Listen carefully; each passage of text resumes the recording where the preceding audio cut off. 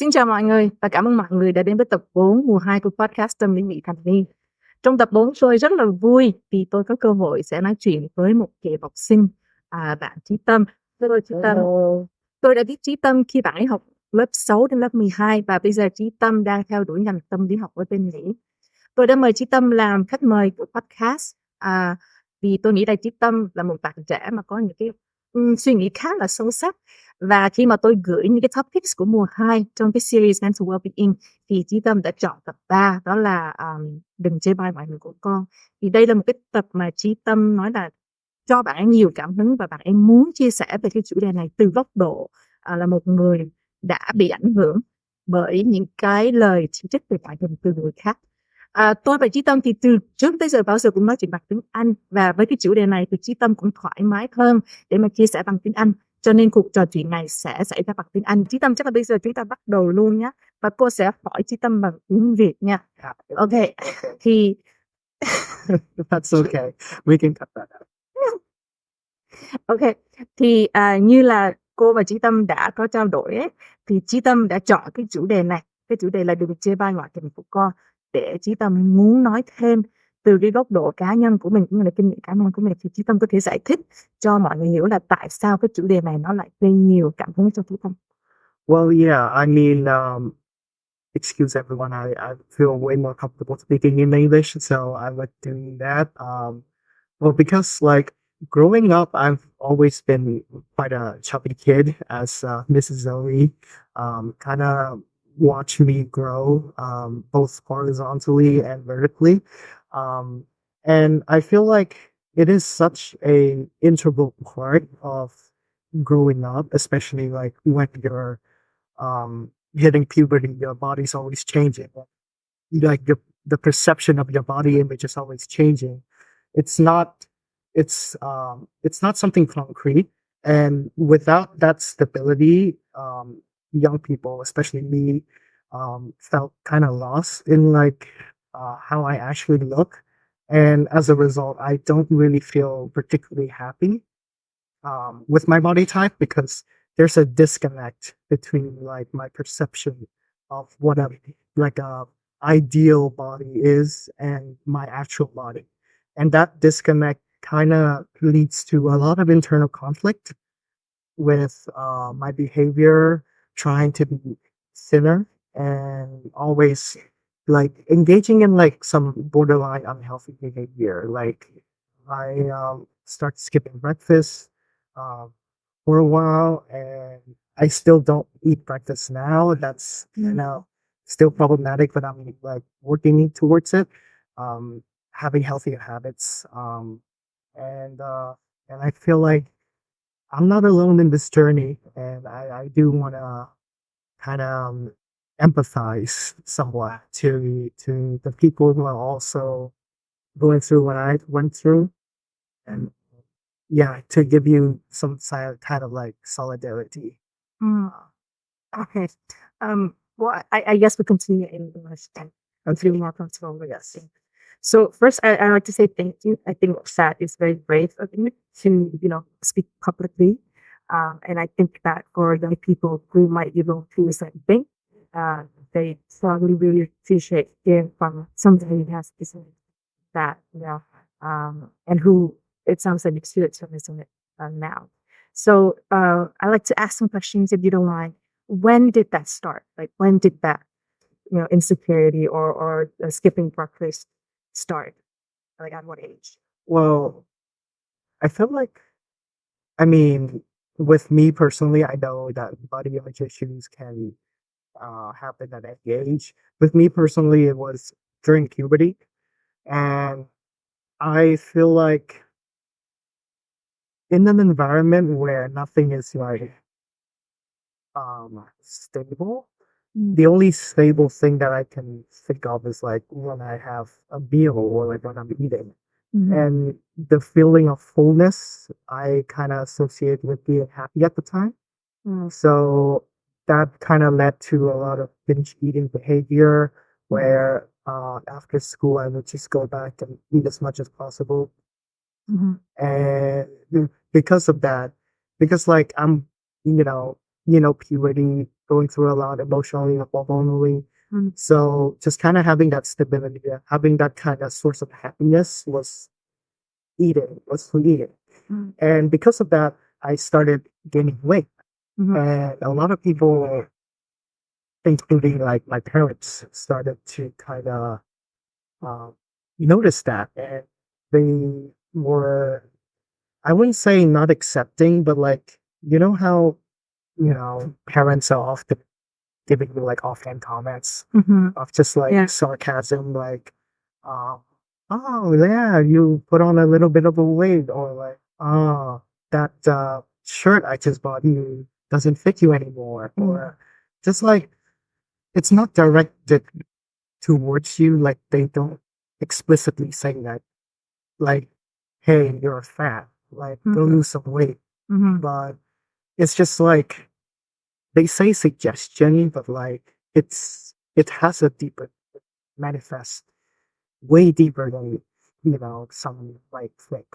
Mm. Like because when you think about it, like explicitly saying it, sure, arguably it might be better to rip the band-aid off that Mhm. quickly, but when you do it in like a more subtle way, what happens is that it brews inside you and you start to overthink. They're saying like, oh, what do they mean? What, like, you kind of guess like, oh, are they disappointed in me? What do they want me to do better? Am I not enough? That kind of like brews in and manifests itself. Mm. Uh, and that's when I decided to, uh, go to the gym. Mhm. At a very young age, I think I started at grade 8. My dad signed me up to a PT, personal trainer. Mhm. The concept is still very new at the time, Mhm. especially in Vietnam. Mhm. So it was quite a investment. Mm. Um, and the personal trainer, when he met me, he was like, "You're quite young. Like, you're still quite young for weight training because Mm. I'm still growing. Mm. Mm. Um, I'm still growing my height, and if I do any weight training, that might impair my normal growing." Right. So what I did mostly was cardio and just a little bit of weight training, and I hated cardio. Um, because like when you're a bit heavier, your heart has to kind of work faster, Mm. and you just kind of run out of energy faster. Mhm. And I was doing it not because I want to do it. I was Mm. doing it because I feel bad because Right. my parents spent this much money, and like I would feel bad for like kind of wasting it because it's not explicit. It manifests inside me, and I just keep overthinking.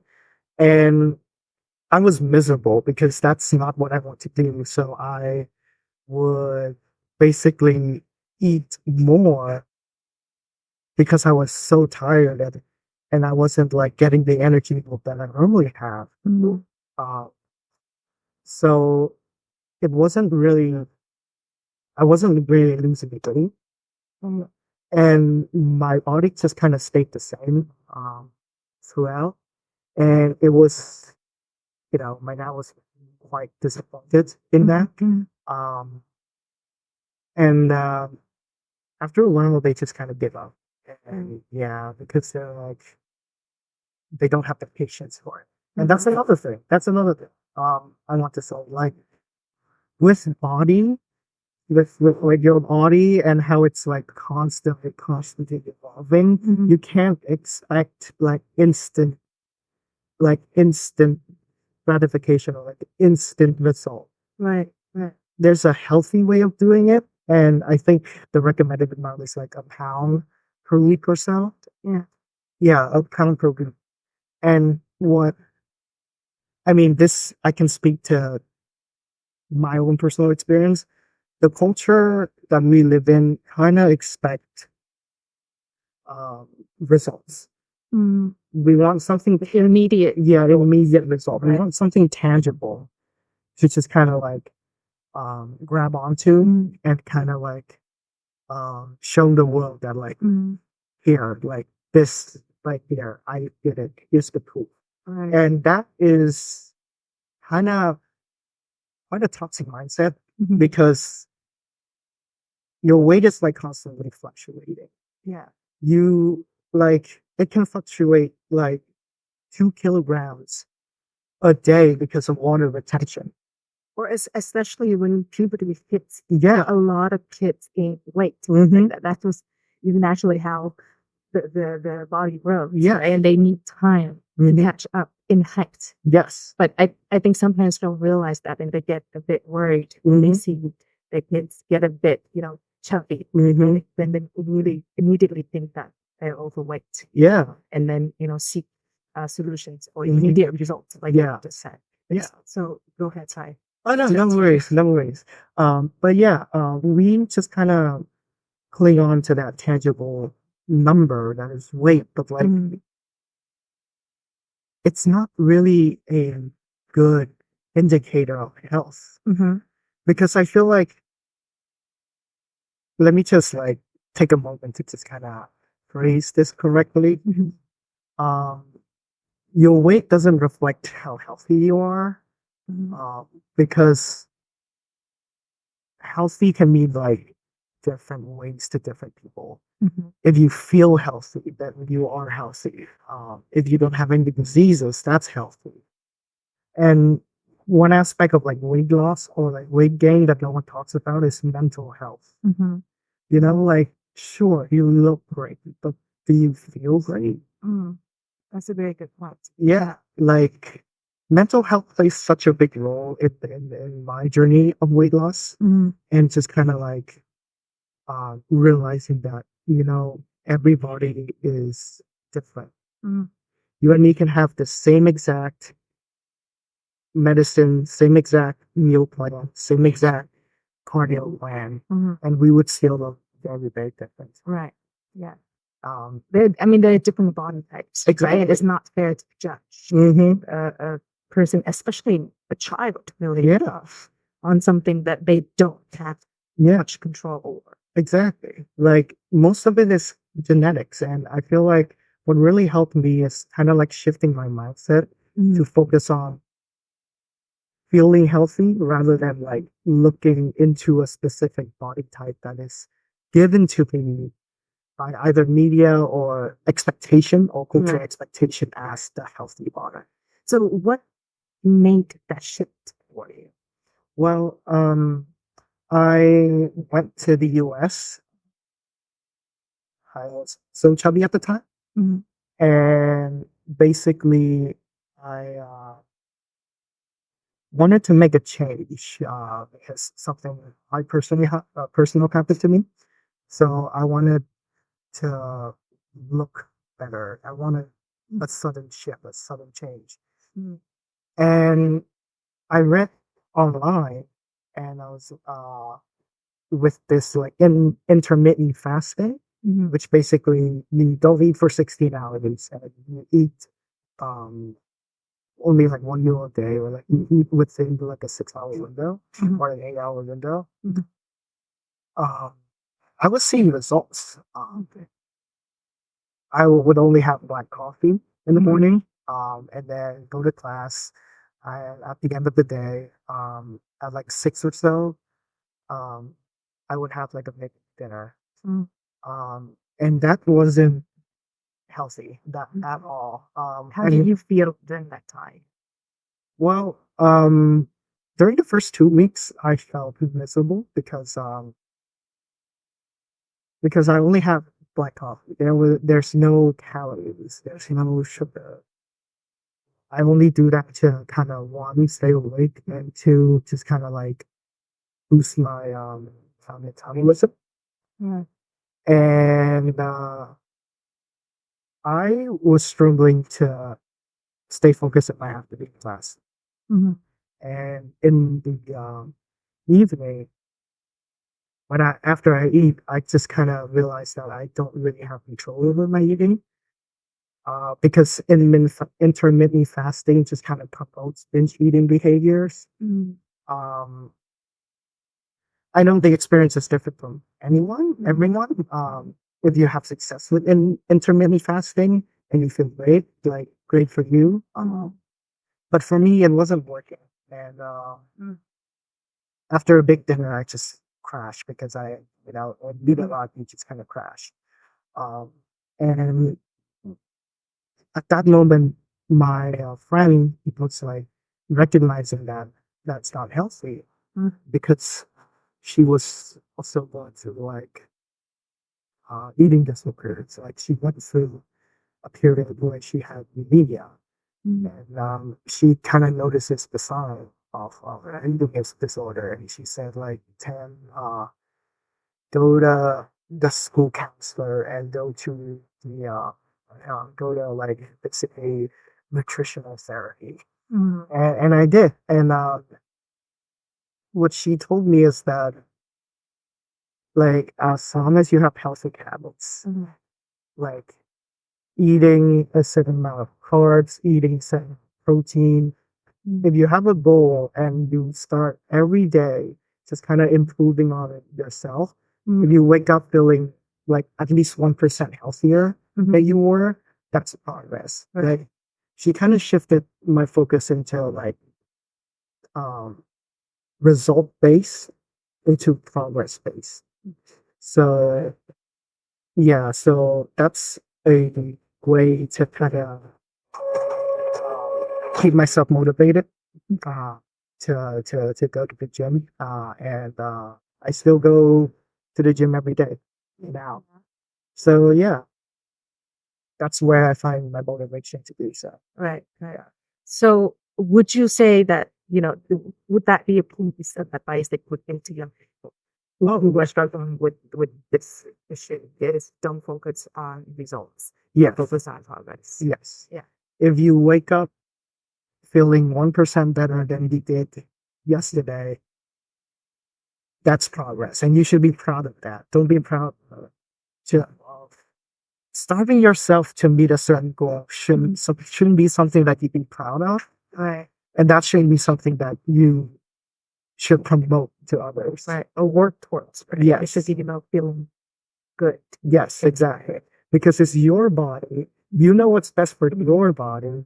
No other person lives in your body. So you kind of know what's best for you, and you should have like not the confidence, but like have trust in yourself. Mm. Have trust in yourself. That's great advice. Yeah. Other people. Yeah. And also another thing is that people tend to associate weight as a morality thing. As in like, oh, this person's a bit heavier or this person's very skinny. They must either be lazy or they don't eat enough or they're not grateful of the food. It's not a morality issue. It's I don't know what it is, but it's not right to feel it as a morality issue because like again, people have different body types. And sometimes that viewing it as the morality issue just kind of feels, you just make them kind of feel less of a person. Right, right. And I mean, maybe make them feel even worse Yeah. than they are. Yes. And besides body type, there's also living environment, family impact, and that could have psychological consequences. I believe that can affect how they behave as well. Yes. Right. And yeah, and then there's if personally, in my family environment, uh, just because I'm a little bit heavier, um, people in my family always associate me with being lazy or just like don't know if like take care of like how I take care of myself, blah blah. And like if I just eat a little bit more, they would like judge me for it. They're like, oh, this is your fourth serving, this is your third serving already. And it just felt like because of how I look, I am less worthy of existence than others. Um, And that shouldn't be the case. No. Because like what? Just because like you look kind of different. And by the way, like having like a fuller, bigger body isn't like weird. A lot of people have bigger, fuller bodies. Mhm. It's I won't yeah, it's something quite common. Yeah.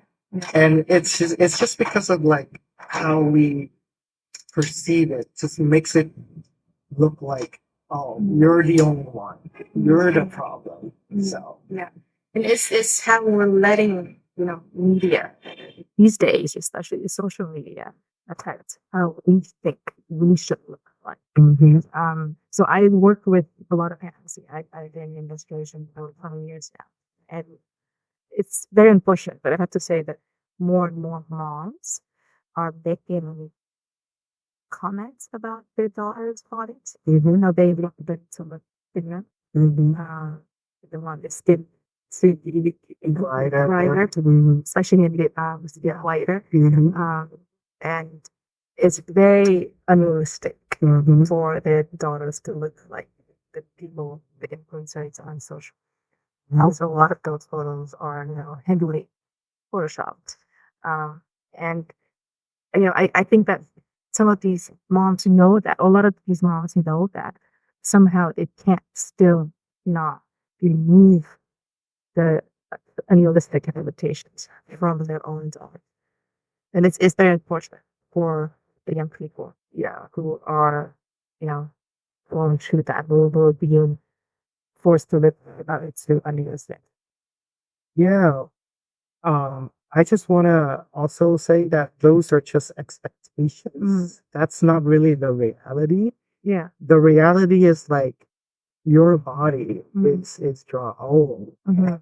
You're just looking at another person's body and expected your uniqueness, your quirkiness to just kind of subdue to look like this person online. And like, which is boring as well. We don't want everybody to look the same. exactly. If everyone looks the same, I'll go to like an ant colony or something. But yeah, it's unrealistic because it's not your body. And to the parents out there, that's not your daughter's body. Your daughter's body is someone you tucked in that night. Your daughter's body is someone who you read bedtime stories to, you know? And the person on the internet, it's their job to look that good. That's such a good point. Yeah. I love everything that you just said. Yeah. And yeah, it's their job. When you look at Hollywood, it's literally their job to look good. And Jason Momoa, who played Aquaman, basically say that Hollywood male body expectation and female body expectation, you literally have to like be dehydrated for like 2 weeks to achieve that body. Ouch. Yeah.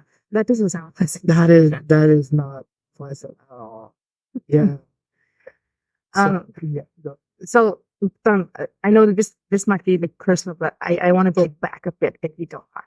Right? So you said that during middle school and high school, you had activities about your body, and you spoke about your family a bit. Can I ask you about school? Like, what was it like? Because to be honest with you, I wasn't aware at all that you had all of these insecurities. I thought it was super. I've known really, especially like in grade 6, grade 7, grade 8, you were so beautiful.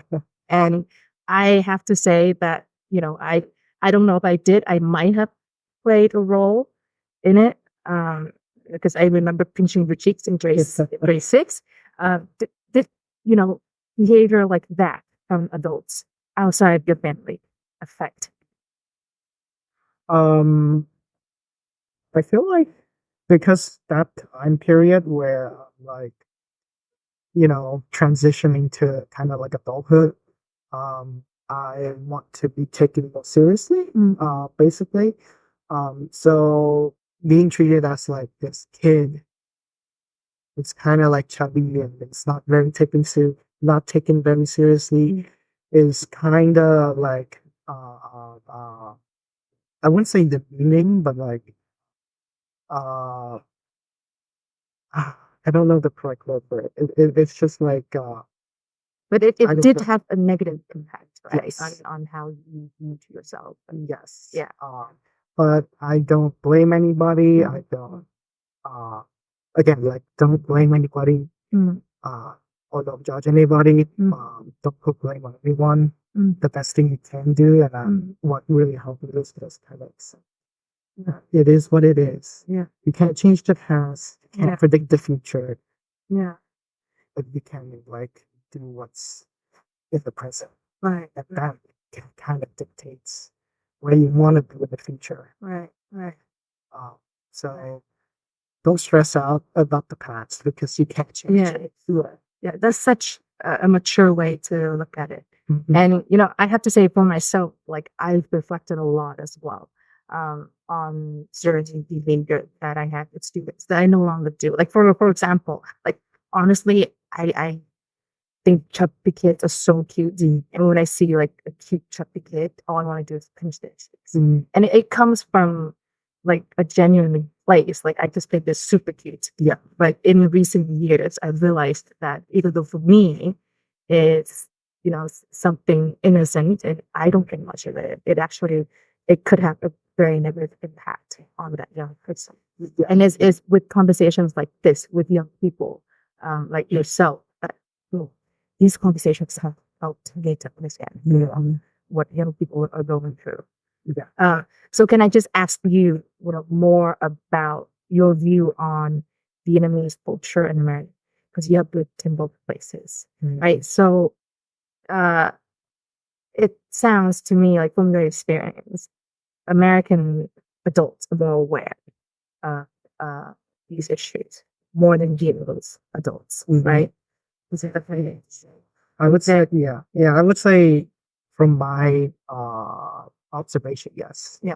And then would you say that uh, things have changed in Vietnam in the last, let's say, 5 years or even 10 years?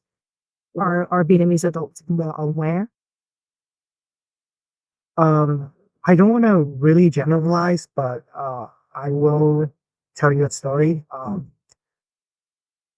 So I went online on Instagram, basically. I saw this reel of like body positivity reel on Instagram of this heavier model posing and cosplaying.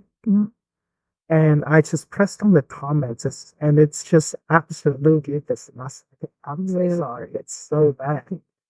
It's like just like attacks on the person or like sarcasm. Like I don't think you're helping or you're contributing by commenting that. Like, don't you think they've like hurt themselves enough with the internal follow-ups in your mind? Like they might have heard like, you know, being called fat like a million times. You don't have to you don't have to contribute to that. Right. You know?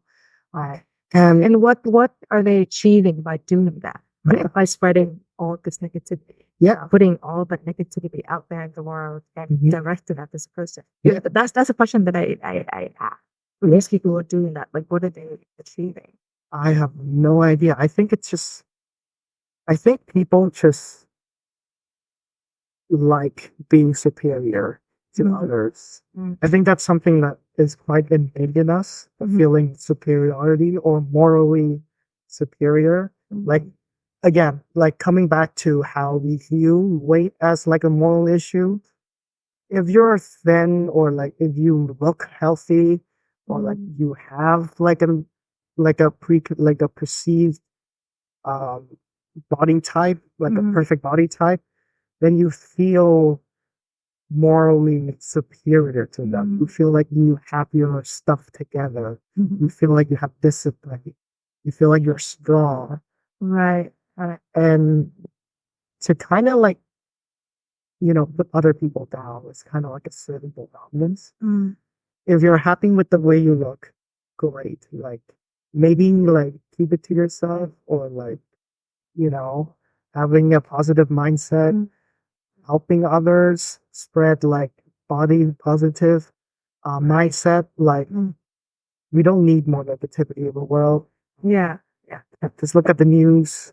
Mm. We could always see some positivity. So Why is it that you think, uh, in Vietnamese culture or Vietnamese adults in general are so comfortable commenting others' physical traits? So, for example, I've never been called fat, because I'm pretty skinny, but I've been uh, judged for my skin color.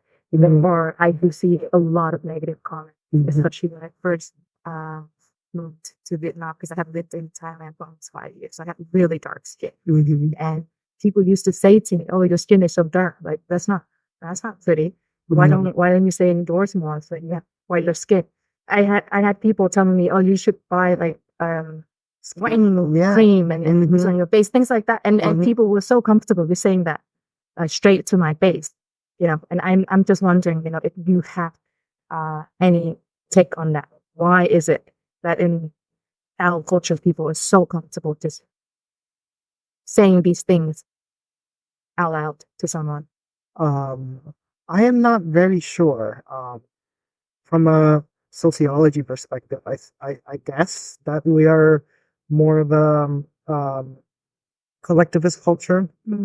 So basically, collectivist culture, your ego, your sense of self is kind of suppressed for the good of the community. An example might be like Japanese culture or Vietnamese culture, where you exist, like your existence is based on your community, like how you present to your community or how you are helpful to the community. And I feel like a lot of it is just making your community look good. And then one should sacrifice themselves for their community. Exactly. So I guess that's where it's come from, because like in the US, it's way more individualistic. Some might say the most individualistic. Um, like they don't really care. They don't really judge. Or if they do, then don't do it out loud because that is considered rude. Right. Because I think in a individualistic culture, um, you are yourself. Like you are how you present. Right. There's no reflection of you. Right. Like your community doesn't reflect you in the same extent as you do. You represent yourself in your family. Whereas, like, look at like a family structure in Vietnam. The kid is basically the reflection of the family. So and then, there is this mindset of like the parents have absolute authority over the kids. So they like, it's like ownership in a way. I don't want to say that it's ownership, but it just feels like sort of ownership to me. Right. And because the parents want to hold the face of the family, they just impose what they perceive as a good family onto the child. And that includes skin, that includes looks, that includes body types. But then again, it's just perceived. It's not like realistic. The best family is the happy family, and the happy family is everyone are comfortable with being themselves. Yeah. And you love each other and each other. Yes, exactly. Not based on if they meet certain expectations. Yeah. Love the people for who they are. That's it. Okay, can I ask you about your family? What if you're comfortable talking about it? Have you been able to talk to your parents about what happened, about your experience as an adolescent, or the feelings that you went through, this and that? Well, I don't think. Well, first of all, I haven't. We just kind of like stopped talking about it because, ironically, I look thinner now than I did. My family is more content with how I look now, so that's why it doesn't really come up in conversations more. But to kind of solve it after you, because my body's always changing. I'm not gonna be like this forever. I might be thinner. I might be like chubby in the future, and to kind of like stop uh, that cycle of like uh, commenting on the body, I feel like I really do need to sit down, have the courage to like say it. Mm. Mm. What's kind of stopping me is kind of like uh, stopping this like do I'm scared that they don't really get it because Vietnam is moving so quickly. Mm. It's crazy to think that there's people still alive today Mhm. that has never seen a motorbike, and now Mm. they can like see cars, like Right. Right. motorbike, like and then like mobile phones. Yeah. It's moving so quickly. Well, these buildings in front of us, 2 Yeah. years ago, they weren't here. Yeah, 2 years ago, that building wasn't even there. It's like a different city now. Hanoi is a Yeah. different city. It moves so quickly, and I feel like people are having a hard time just catching up Mm. to new problems, like the problems of like the developed country. Because back then it was more about survival. Right. Yeah, because it was, yeah, after the war, Uh-huh. and the country was deep in poverty. Mhm. So the people's priority, the number one priority was to survive. Yeah. Yeah. To put food on the table. Mhm. But now it's different. Yeah. So what would be your like number one advice or intent on this particular issue? Well, let me just phrase it. Your kid berates themselves like countless of times already. You don't have to make comments about the same thing that they've been telling themselves over and over with. I think they know, and just keep commenting on it, just kind of makes it worse because they know and they're trying their best, and you can't really fault them for that. Secondly, like everyone's different. Like everyone has like a different definition of healthiness. We can't put your definition of healthiness or society's definition of healthiness on on someone that is so unique, you know? Uh, and finally, um, be happy that your child is like trying. Mm. Yeah. Praise the effort. Yeah, exactly. Yeah. Praise the effort. Appreciate the effort. Mhm. Appreciate the effort. Don't appreciate the effort of getting there. The real treasure is the friends we made along the way. I really appreciate everything that you're saying, like the messages that you're giving to both the young people and the adults, the parents who are hopefully listening. Very valuable. Mhm. Okay. Uh, one more question. Yes. So you're 23. Okay. So, your generation is the generation where um, some psychologists, researchers think are the people who are highly affected by social media, Mhm. right? Um, so, for example, there are two events that they say really increased mental health issues for young Mhm. people. One is in 2010 when the iPhone 4 uh, was released, and it's the first iPhone with the camera with the self-image function. Mhm. And then 2012 when Facebook bought Instagram, and the number of users increased significantly. And there's a correlation between those two events with mental health issues for young people. Mhm. Some researchers say, what's your take on that? Did you see that when you were growing up with you and your peers? do we see a difference between your generation and the previous generation, for example? Personally, I wasn't affected with body image by social media.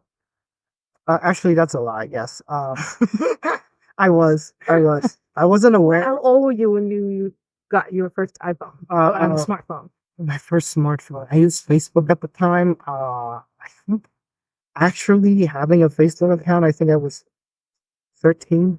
Right. Yeah. Um, the reason why I kind of say that's a lie is because, like, thinking back, I wasn't like really aware of it, but like I was. Like I had to like check myself and like, wait, this is, yeah, it has such an impact. Mm. And what's kind of more dangerous is that I didn't realize it. I had to like, oh wait, looking at my behaviors. Yeah, yeah, yes, because like uh, we love comparing ourselves to others. Social comparison, Yeah. is such like an innate human thing, Yeah. and we hate feeling inferior. Yes. Especially for teens. That's the age where they compare themselves to their peers so much and they want to belong, they want to fit in, they want to be accepted. Right? And they're so insecure with their appearance. Well, yeah. And I would say this comparison is a thief of joy. Because like when you compare yourself, you know, you might have you feel inferior. So, you're not very, it's not an enjoyable thing compared to yourself with others. Right. Right. But again, back to progress. Like if you compare yourself now and look at how much you've grown mentally, that's so much healthier. Right. Because that way you can be proud of yourself. You can't be proud looking at others, wishing what they had.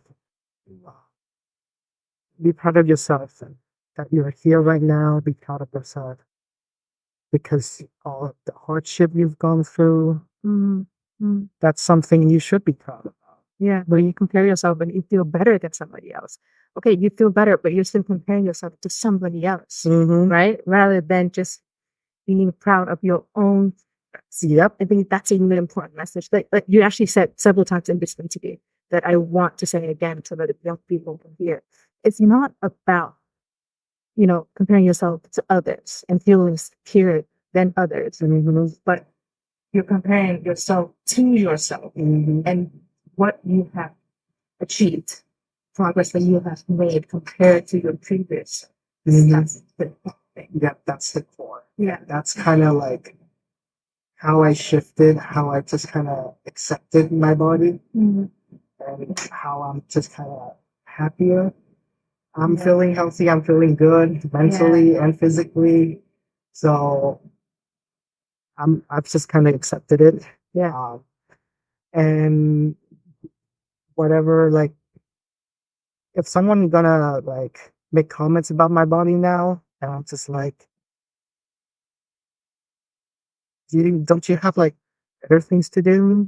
Like, why? Why do you feel the need to like, I don't know, maybe it's your own insecurities, Yeah.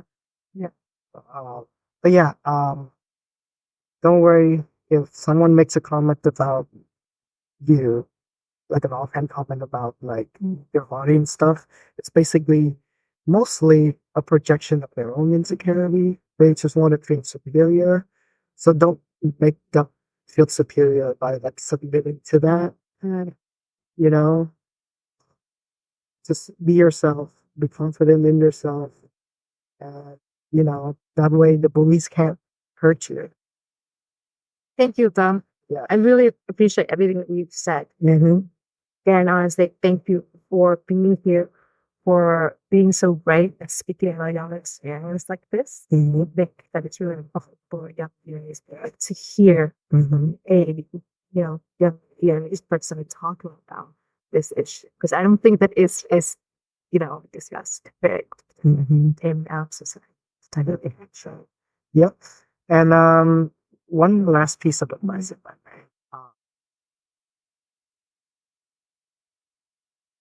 What was I gonna say? Oh my god. Sorry, I interrupted you. Oh no, I no, disrupted your thought. oh, it's okay. It's okay. It'll come to me. It'll come to me.